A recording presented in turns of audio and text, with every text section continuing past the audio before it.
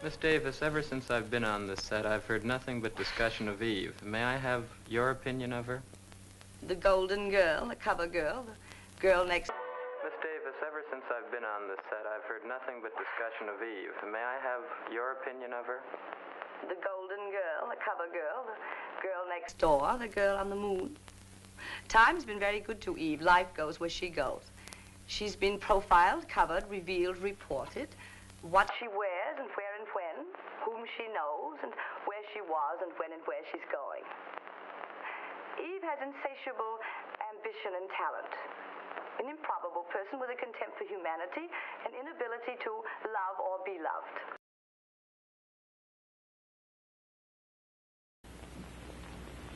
How do you do, ladies and gentlemen? Jules Strongbow back in the dressing room, and once again, it's time for dressing room interviews. Our first guest this evening, one of the big... How do you do, ladies and gentlemen? Jules Strongbow back in the dressing room, and once again, it's time for dressing room interviews.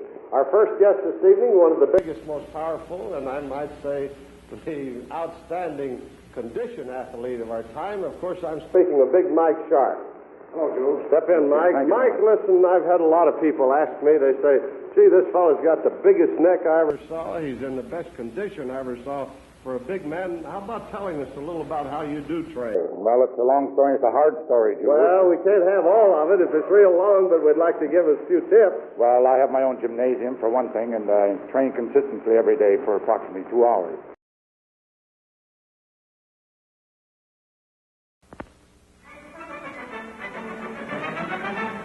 It's come on, boys, let's go in the hustle before the spectacular 100-mile beach and road race for souped-up cars at Daytona Beach, Florida. This is the annual competition for modified and sportsman stock cars, one of the big events on the NASCAR racing schedule. Everyone's in a hurry to get these made-over automobiles into line for the time trials before the big race tomorrow.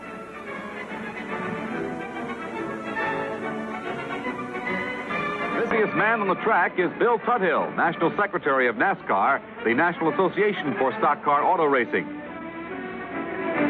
Down there on that broad and beautiful beach are about 100 cars, which anxious owners, drivers, and crews are tuning up in the hope that they can qualify at high speeds and thus get the front positions at the start of the race.